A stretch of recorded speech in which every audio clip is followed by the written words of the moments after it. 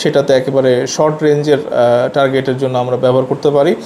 হিসারো plus হচ্ছে যে mid রেঞ্জের 25 কিলোমিটার বা 40 কিলোমিটার রেঞ্জের মধ্যে আমরা এটা ব্যবহার করতে পারি। এবং সিপার যেটা আমরা একটু দেরিতে পাবো আর কি 27-এ, এয়ার ডিফেন্স সিস্টেম কেনার চুক্তি চূড়ান্ত করতে পারে বাংলাদেশ। জেট ফাইটার মানে ক্রয় করতেছে বা আমদানি করতেছে আর কি। তো এইটার একটা ভিডিও আমি রিলিজ করেছিলাম আমার চীনা প্রযুক্তি, এবং এটা একেবারে খুব স্মল মানে স্কেলে, মানে 8 থেকে 15 কিলোমিটার টার্গেট এটাকে ডিটেক্ট। আসসালামু আলাইকুম বন্ধুরা, কেমন আছেন? আমি এনাম, আশা করি সবাই ভালো আছেন। তো দেখেন, গতকালকে বাংলাদেশ 46টা জেট ফাইটার মানে ক্রয় করতেছে বা আমদানি করতেছে আর কি। তো এইটার একটা ভিডিও আমি রিলিজ করেছিলাম আমার চ্যানেল থেকে, এবং আমরা ডক্টর ইউনূসের সরকারকে অবশ্যই বারবার ধন্যবাদ জানাই, এবং অন্যান্য রাজনৈতিক দলগুলোর আসলে সমর্থন আছে বিধায় এই অন্তর্বর্তীকালীন সরকার এইগুলি করতে পারতেছে। আদারওয়াইজ এটা বিএনপির তরফ থেকে বলা হচ্ছে যে কেন জেট ফাইটার মানে এখনও ক্রয়ের অ্যারেঞ্জমেন্ট করা হচ্ছে না বা চুক্তি করা হচ্ছে না। তো একটা চাপ ছিল। অনেকে বলেন যে অন্তর্বর্তীকালীন সরকারের কি এতই ক্ষমতা আছে? তো এই ক্ষমতাগুলি আসলে দেওয়া হচ্ছে। বাংলাদেশে যে প্রত্যেকটা রাজনৈতিক দল আছে তারা চাচ্ছে যে ডক্টর ইউনূসের এই থাকা অবস্থাতেই উনি এই প্রকিউরমেন্টের ডিসিশনগুলি ফাইনাল করে যেন উনি যেতে পারেন আর কি। চলতি বছরের শেষ নাগাদ তুরস্কের আধুনিক AIPR বা CPR এয়ার ডিফেন্স সিস্টেম কেনার চুক্তি চূড়ান্ত করতে পারে বাংলাদেশ। এই উন্নত প্রতিরক্ষা ব্যবস্থা দেশের আকাশসীমাকে যুদ্ধ বিমান থেকে শুরু করে ক্রুজ ক্ষেপণাস্ত্র পর্যন্ত বিভিন্ন ধরনের হুমকি থেকে সুরক্ষা দেবে বলে দাবি প্রতিরক্ষা বিশ্লেষকদের। চীন, রাশিয়ান ও ইউরোপিয়ান আকাশ প্রতিরক্ষা প্রযুক্তির উপর দীর্ঘদিন ধরে নির্ভরশীল বাংলাদেশের জন্য তুর্কি হিসার ও প্লাস এবং সিপার সিস্টেম কেনা যুগান্তকারী পদক্ষেপ হিসেবে বিবেচিত হবে। এই সিস্টেমগুলি আকাশসীমায় হুমকির বিস্তৃত পরিসর শনাক্ত, ট্র্যাক এবং প্রতিহত করতে সক্ষম একটি বহু স্তর বিশিষ্ট প্রতিরক্ষা ঢাল তৈরি করবে আর কি।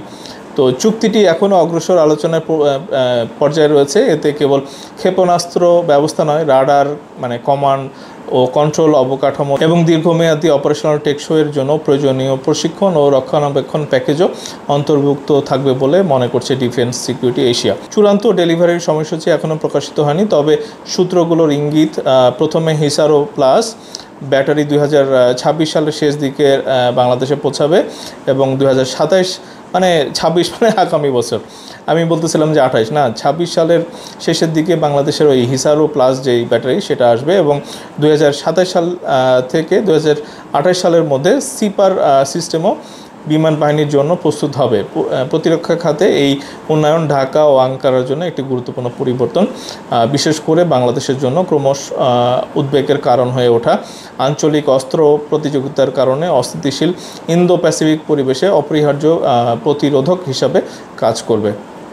তো আমার মনে হয় যে এগুলি যথেষ্ট ভালো কথা। এবং এখানে যেমন চলতি মাসে বিমান বাহিনী প্রধান air chief marshal Hasan Mahmud Khan তুরস্কের উচ্চ পর্যায়ের সফর করেন আর কি। তো এখানে মানে হাসান মাহমুদ সাহেবকে আমরা দেখতে পাচ্ছি, এবং আমার মনে হয় যে ওনার যে ছুটাছুটি এটা ফাইনালি হয়তো একটা ভালো কাজে দিতে আসতেছে। তো এখানে আরও বলতেছে যে আলোচনাগুলোতে দেখা যায় যে ঢাকা একটি সমন্বিত স্তরভিত্তিক আকাশ প্রতিরক্ষা নেটওয়ার্ক গড়ার পরিকল্পনা করছে। এতে স্থলভিত্তিক ইন্টারসেপ্টর, মনুষ্যবিহীন ড্রোন রিকগনাইজেন্স ও কমান্ড ইন্টিগ্রেশন একত্রে চলে। ঢাকা বিশেষভাবে তুরস্কের টার্কি পদ্ধতির প্রতি আকৃষ্ট, অর্থাৎ বিচ্ছিন্ন প্ল্যাটফর্ম নয়, বরং রাডার, কমিউনিকেশন লিঙ্ক ও কমান্ড পোস্ট সহ পূর্ণাঙ্গ বাস্তুতন্ত্র আর কি। আরও বলছে এই মডেল তুরস্কের নিজস্ব স্টিল ডোম ধারণার মতোই, অর্থাৎ একই কমান্ড কাঠামোর নিচে স্বল্প থেকে দূরপাল্লার সিস্টেম একীভূত।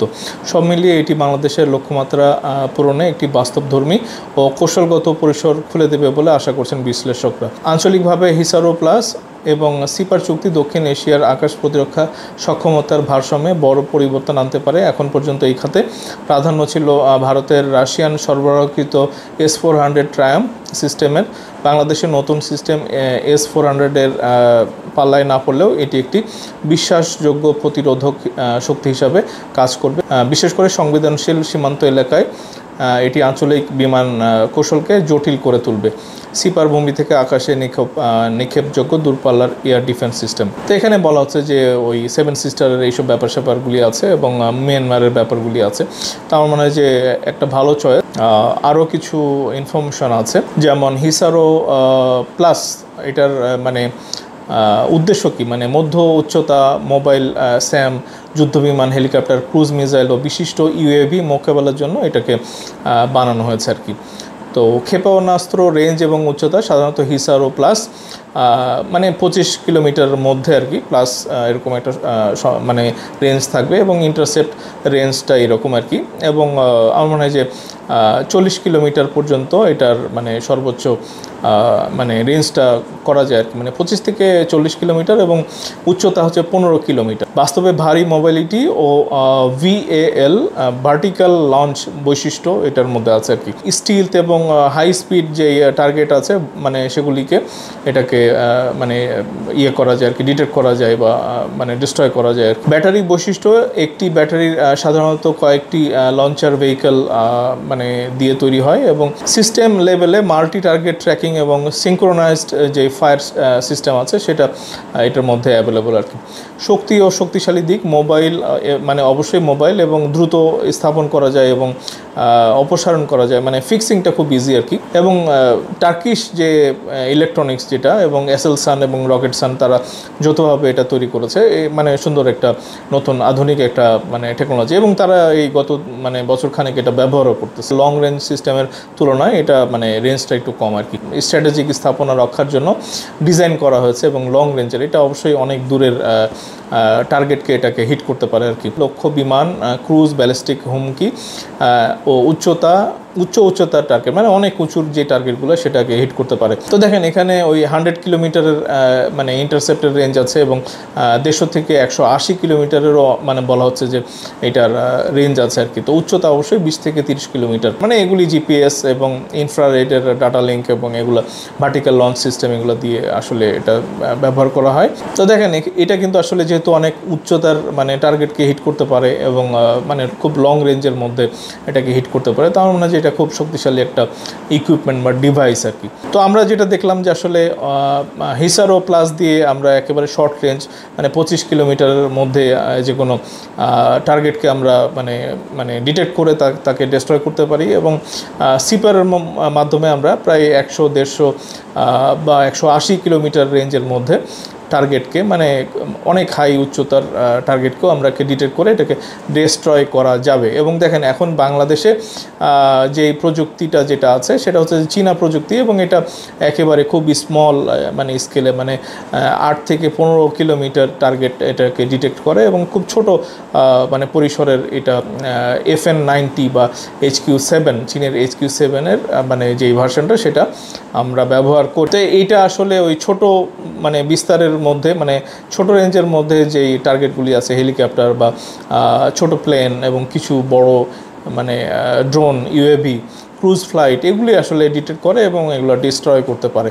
তো আমার মনে হয় যে এটার আবার আপগ্রেডেড ভার্সন আছে, তো বাংলাদেশ হয়তো ভবিষ্যতে চীনের সাথে সেই আপগ্রেডেড ভার্সনগুলির ব্যাপারে ট্রাই করতে পারে। তো আমার মনে হয় যে চায়না FN-90 বা HQ-7 যেটা আমাদের আছে সেটাতে একেবারে শর্ট রেঞ্জের টার্গেটের জন্য আমরা ব্যবহার করতে পারি। হিসারো প্লাস হচ্ছে যে মিড রেঞ্জের 25 কিলোমিটার বা 40 কিলোমিটার রেঞ্জের মধ্যে আমরা এটা ব্যবহার করতে পারি, এবং সিপার যেটা আমরা একটু দেরিতে পাবো আর কি 27 বা 28 এরকম সময়ের মধ্যে। তো এই 27-এর মধ্যে যদি আমরা সিপারটা আমরা পেয়ে যাই, এটা হচ্ছে যে একেবারে 150 কিলোমিটারের টার্গেট, মানে এইটা বাংলাদেশের বর্ডার এরিয়াতে যদি আপনি সিপার লাগিয়ে দেওয়া যায় তাইলে এটা আমাদের প্রতিবেশী যেই দেশই হোক না কেন, ভারত হোক বা মায়ানমার হোক, তাদের দেশের 150 কিলোমিটার ভিতরে যদি কোনো মিসাইল উৎক্ষেপণ করা হয় বাংলাদেশকে টার্গেট করে, সেটাকে ডিটেক্ট করে সেই দেশের আকাশের মধ্যে গিয়ে ডিস্ট্রয় করতে সক্ষম আর কি। তো আমার মনে হয় যে আমাদের বাংলাদেশের আকাশ সীমাটা আসলে মানে প্রতিরক্ষা করাটাই হচ্ছে না, এবং এটা একেবারেই আমাদের প্রতিবেশী রাষ্ট্রের ভিতরে 150 বা 180 কিলোমিটার রেঞ্জের মধ্যে যদি ওরকম কোনো অ্যাটাক আমরা মানে রাডারে এটা শনাক্ত হয়, সেটাও কিন্তু আকাশে নির্মূল করা যায় বা ধ্বংস করা যায়। তো এটা খুব সাংঘাতিক একটা বিষয়, এবং আমার মনে হয় যে বাংলাদেশ এগিয়ে যাক, এবং তুরস্ক বাংলাদেশ ফ্রেন্ডশিপ জিন্দাবাদ, এবং আমরা আগামী দিনে আরও নতুন নতুন টেকনোলজিক্যাল যে জিনিসগুলো আছে একেবারে স্টিলথ ড্রোন বলি বা স্টিলথ জেট ফাইটার বলি, এগুলি হচ্ছে যে মানে তুরস্কের বহরে আছে এবং এগুলি এমনও হতে পারে যে বাংলাদেশের সাথে তারা জয়েন্ট ভেঞ্চারও বাংলাদেশে ফ্যাক্টরি করবে বা এখানে বাংলাদেশেই উৎপাদন করবে। তো আমার মনে হয় যে আপনারা আপনাদের মতামত কমেন্টে জানাবেন এবং অবশ্যই ড্রোনের উপরে আরও একটা আপডেট আছে, সেটা নিয়ে আরও একটা ভিডিও অন্য একটা ভিডিওতে আলাপ করবো আর কি। তো বন্ধুরা, আপনারা আপনাদের মূল্যবান মতামত অবশ্যই কমেন্ট সেকশন জানাতে পারেন এবং চ্যানেলে যারা নতুন আছেন, ভিডিওটা যারা দেখতেছেন অবশ্যই ভিডিওটা শেয়ার করে দেন, চ্যানেলটা সাবস্ক্রাইব করে দেন এবং লাইক কমেন্ট করেন এবং চ্যানেলে গিয়ে আপনারা অন্যান্য বিষয়ের উপরেও আমার অন্যান্য ভিডিও আছে সেগুলো দেখতে পারেন। তো এখনকার মতো এইটুকুই বন্ধুরা, আশা করব যে খুব দ্রুতই আবারও নতুন ভিডিও নিয়ে হাজির হতে পারবো আর কি। এবং ততক্ষণ পর্যন্ত সবাই ভালো থাকেন, সুস্থ থাকেন, নিরাপদে থাকেন এবং সবার মঙ্গল কামনা করতেছি। দেখা হবে। ধন্যবাদ সবাইকে। আসসালামু আলাইকুম।